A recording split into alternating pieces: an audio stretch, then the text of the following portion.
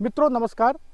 Video पर चर्चा करने से पहले एक ज़रूरी अपील कि इस वीडियो को आप बिना स्किप किए देखिएगा। ज़्यादा लंबा वीडियो नहीं है, लेकिन इस वीडियो में एक खास चर्चा है, महत्वपूर्ण चर्चा है। सबसे पहले तो हम आपको बता दें कि हम कहाँ पर हैं। हम नर्मदा जी के किनारे, दद्दा जी घाट के किनारे हैं और आप मेरे पीछे देख सकते हैं कि किस तरह से यहाँ पर जो फसलें हैं तैयार हुई हैं। यहाँ सरसों भी है, गेहूँ भी है और नर्मदा जी यहाँ के किसानों को भरपूर आशीर्वाद देती हैं। बारिश के समय जो पानी आता है नर्मदा जी का, और बारिश के बाद जब नर्मदा जी यहाँ पर उपजाऊ मिट्टी छोड़ जाती हैं तो इस तरह से यहाँ पर फसल तैयार होती है। पिछले वीडियो में हमने चर्चा की थी विभिन्न विषयों पर, नर्मदा जी से जुड़े जो पक्ष हैं उस पर, और इस बार हम चर्चा करने जा रहे हैं नर्मदा के आर्थिक पक्ष पर और नर्मदा का जो सामरिक पक्ष है उस पर चर्चा करने जा रहे हैं। और हमारे साथ मौजूद है नर्मदा मिशन के अध्यक्ष नीलेश रावल जी।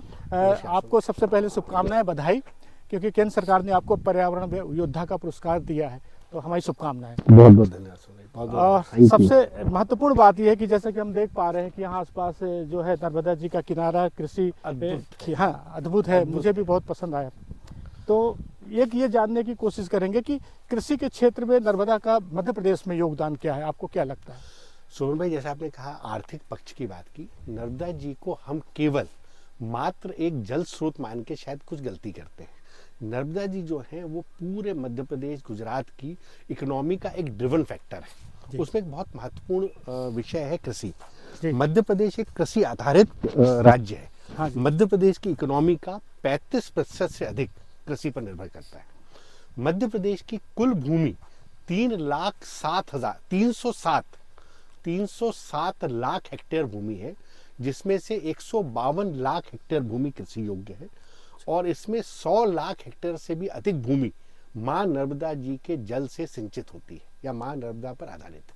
मध्य प्रदेश में 1 करोड़ से अधिक किसान हैं, जिसमें 80 लाख किसानों की कृषि भूमि मां नर्मदा जी के जल पर निर्भर है, अपनी सिंचाई के लिए, अपने प्रोडक्शन के लिए।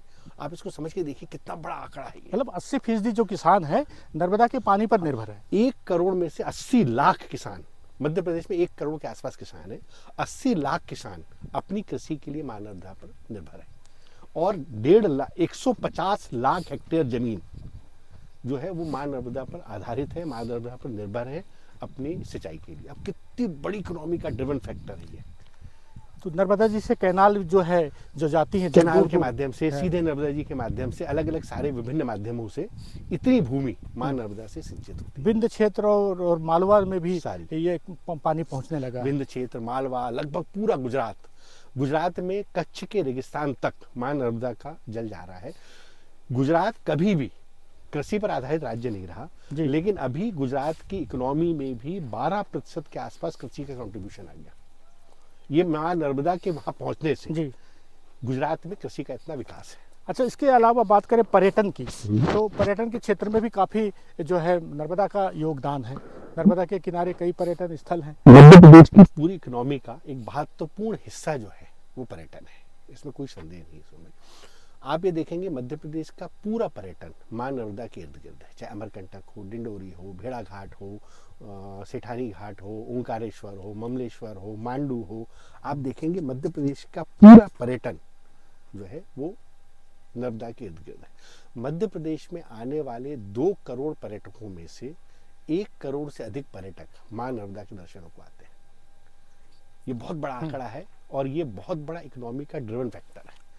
भाई, एक पर्यटक आता है, होटल बुक करता है, टैक्सी लेता है, खाने पीने की व्यवस्था करता है, घूमता है, ये सारा रेवेन्यू मध्य प्रदेश शासन को मां नर्मदा की वजह से। अब तो विदेशी पर्यटक भी आने लगे, दूर दराज से आते हैं। इवन अस्थि विसर्जन से लेकर के, अलग अलग धार्मिक चीजों से लेकर के, पर्यटन से लेकर के, सबके लिए लोग मध्य प्रदेश आ रहे हैं। मैंने देखा कि विदेशी पर्यटक तो नर्मदा परिक्रमा भी करते हैं। निश्चित तौर पे। इसके अलावा अगर हम बात करें इसकी रेत की, नर्मदा से जो रेत निकलती है उसके बारे में कुछ बताएंगे? आज सुमन भाई, पूरी दुनिया इंफ्रास्ट्रक्चरल डेवलपमेंट पे काम कर रही है। मोदी सरकार का यूएसपी की पॉइंट जो है इंफ्रास्ट्रक्चरल डेवलपमेंट है। इस इंफ्रास्ट्रक्चर डेवलपमेंट का सबसे बड़ा एक कंटेंट है रेत। मां नर्मदा की रेत हिंदुस्तान की सबसे अच्छी रेत में से एक है, पहला। दूसरा, इससे सरकार को एक बहुत बड़ा रेवेन्यू मिलता है। तो इंफ्रास्ट्रक्चर डेवलपमेंट भी और उससे सरकार को रेवेन्यू भी दोनों आता है। 1400 करोड़ से ज्यादा के तो अधिकृत ठेके सरकार के हैं, जिससे सरकार को सीधा राजस्व प्राप्त होता है। इसके अलावा इनडायरेक्ट इस सिविल कंस्ट्रक्शन से, जीएसटी के माध्यम से और एन नंबर ऑफ रिटर्न्स जो हैं वो मध्य प्रदेश सरकार को आते हैं। मैंने तो ये भी सुना है कि नर्मदा की रेत जर्मनी में बेची जाती है ताबीज बनाकर। निश्चित तौर पे नर्मदा की रेत एक अद्भुत शक्ति का स्रोत मानी जाती है। नर्मदा की रेत विदेशों में बिकती भी है, लोग अपने घरों में भी रखते हैं, शक्ति का एक माध्यम भी मानते हैं। बहुत सारे लोग अपने मकान की नींव और सब में, जहाँ नर्मदा की रेत उपलब्ध नहीं भी है, तो नर्मदा की रेत एक सिग्निफिकेंस के तौर पे डालते हैं कि हमारा मकान अच्छा बनेगा, उस मकान में ये थोड़ा सा ऊर्जा इससे हटकर है, अपने सब्जेक्ट से हटकर है। हाँ। लेकिन इसमें कहीं ना कहीं ये कहा जाता है कि सकारात्मक ऊर्जा है, पॉजिटिव एनर्जी से भरी हुई होती है रेत, जिसको हम गॉड पार्टिकल भी बोलते हैं, तो शायद इस वजह से। लेकिन अब आप बात कर रहे थे रेत का उत्खनन और रेत से मिलने वाले आय की। निश्चित तौर पर 1400 करोड़ का तो सीधा सरकार को राजस्व मिलता है। इसके अलावा इस पूरे सिविल कंस्ट्रक्शन, इस इंफ्रास्ट्रक्चर डेवलपमेंट से सरकार को एन नंबर ऑफ रेवेन्यू प्राप्त होता है। इसके कृषि, पर्यटन, रेत, ये सब सरकार के इकोनॉमी के ड्रिवन फैक्टर है।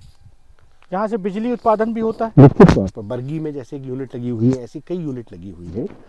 और हाइड्रो इलेक्ट्रिसिटी जो है वो सबसे सेफेस्ट और सबसे कम पॉल्यूटेड या पर्यावरण को सबसे कम नुकसान पहुंचाने वाली विद्युत, ये बहुत हाँ महत्वपूर्ण बात है इसमें। और अकेले बरगी से 100 मेगावाट बिजली बनती है। ऐसे महानर्मदा पे अनेक प्लांट है जो मध्य प्रदेश को बिजली में आत्मनिर्भर बनाने में बहुत बड़ा सहयोग करते हैं। और पर्यटन की अभी बात कर रहे थे अपन, तो बरगी भी बहुत बड़ा एक पर्यटन स्थल के रूप में डेवलप हो रहा है। ये सब महानर्मदा किनारे हैं।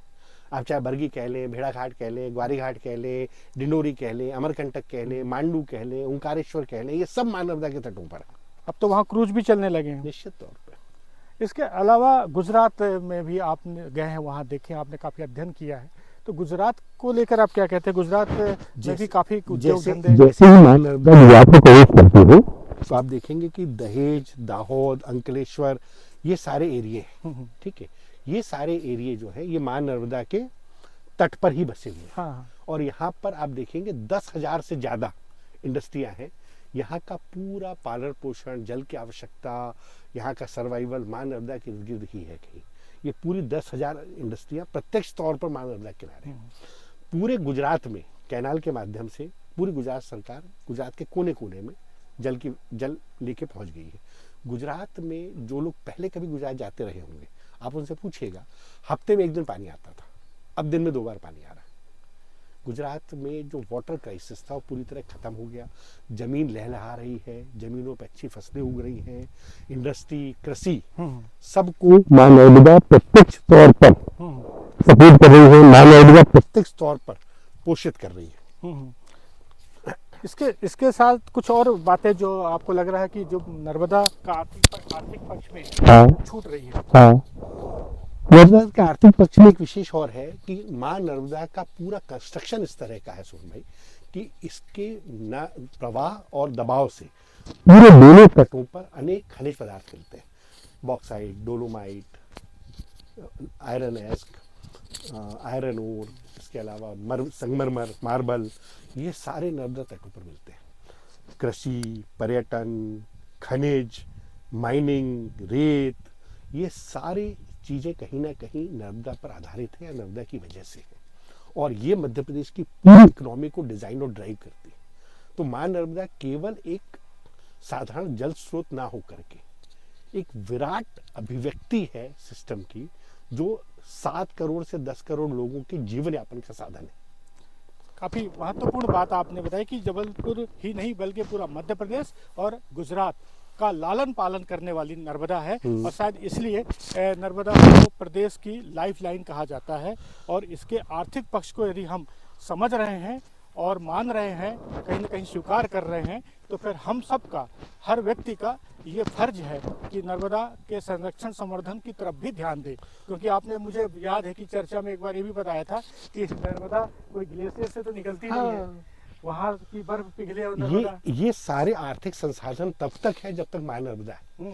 हम तो ऐसा मानते सोन भाई, हम सब स्वार्थी हो जाते हैं, हम माँ नर्मदा के लिए कुछ नहीं करते, हम स्वयं के लिए करें। ये जो 2, 4, 5 करोड़ लोग हैं ना, जिनका आर्थिक पक्ष माँ नर्मदा पर निर्भर है, हम तो स्वार्थी होकर के अपने जीवन, अपनी पीढ़ियों के आर्थिक संबल के लिए भी माँ नर्मदा का संरक्षण कर लें, बिल्कुल, हाँ, ठीक है, तो भी वर्थफुल है। बिल्कुल, बिल्कुल। क्योंकि नर्मदा ने अपना जो समय दिया, अपना जो महत्वपूर्ण जो योगदान है प्रदेश को दिया है, वो अपने आप में उल्लेखनीय, महत्वपूर्ण है। आने वाली पीढ़ी भी उसका लाभ ले सके, ये हमारा फर्ज है कि नर्मदा के संरक्षण संवर्धन के लिए हमेशा जागरूक रहें और कोशिश करें कि इस तरह का जो कई बार ऐसी बात आती है कि कोई अतिक्रमण हो रहा है, प्रदूषण हो रहा है, उस तरह से न होने पाए और नर्मदा ऐसे ही आदिकाल से जो बह रही है अनंत काल तक बहती रहे और आने वाली पीढ़ी उसका लाभ लेती रहे। कोशिश यही होनी चाहिए। तो आज की इस चर्चा में हम इसको चर्चा को विराम देते हैं, लेकिन आने वाले समय में फिर किसी अच्छे मुद्दे पर आपसे चर्चा करेंगे और उस चर्चा को आपसे शेयर करेंगे। तब तक के लिए नमस्कार। बहुत बहुत धन्यवाद भाई, नमस्कार।